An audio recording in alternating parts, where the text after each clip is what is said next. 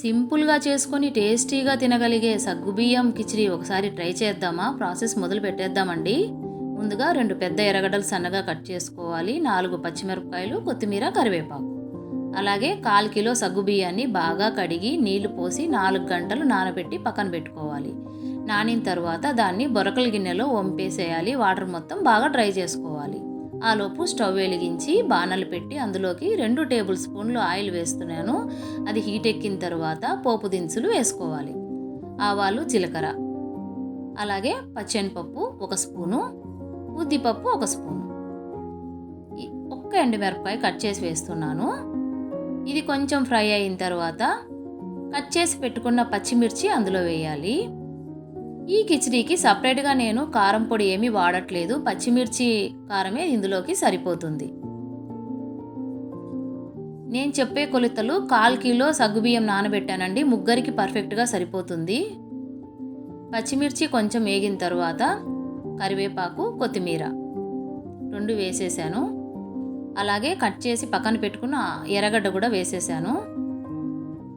ఇందులోకి చిటికెడు పసుపు పొడి, అలాగే కిచిడీకి సరిపోయేంత ఉప్పు కూడా వేస్తున్నాను. సాల్ట్ వేసాను.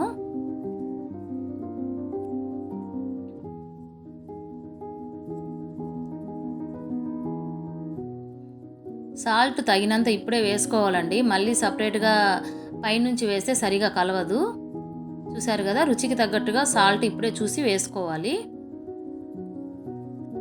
ఎర్రగడ్డ బాగా ఫ్రై అయిన తర్వాత మనము సగ్గుబియ్యాన్ని యాడ్ చేసుకుందాము. నీళ్ళు మొత్తము డ్రై అయిపోయాయండి. చూసారు కదా, ఈ విధంగా. ఇప్పుడు సగ్గుబియ్యాన్ని అందులో వేసి ఓపిగ్గా కలుపుకోవాలండి. మరీ ఎట్లా అంటే అట్లా కలిపేయకూడదు దీన్ని, ఎందుకంటే పౌడర్ అయిపోతాయి సగ్గుబియ్యము. మంట మీడియం ఫ్లేమ్లో పెట్టి ఓపిగ్గా కలుపుకోవాలి. అందులోకి పల్లీలు ఫ్రై చేసి పౌడర్ చేసి పక్కన పెట్టుకున్నాను. ఆ పల్లీ పౌడర్ని 1.5 స్పూన్ వేయాలి. టేస్ట్ కోసం వేస్తున్నాను నేను. అది వేస్తే చాలా టేస్టీగా ఉంటుందండి. అంతేనండి, మన కిచిడి రెడీ అయిపోయింది. చూసారు కదా, ఈ విధంగా ఓపిగ్గా కలుపుకోవాలి. మూత మూసి పెట్టేసి కొద్దిసేపు తర్వాత మనము ప్లేట్లో సర్వ్ చేసుకోవాలి. టేస్టీ కిచిడి రెడీ అయిపోయిందండి, సగ్గుబియ్యం కిచిడి. మీరు కూడా ఇంట్లో ట్రై చేసి ఎలా వచ్చిందో నాకు కామెంట్ చేయండి. Thank you for watching.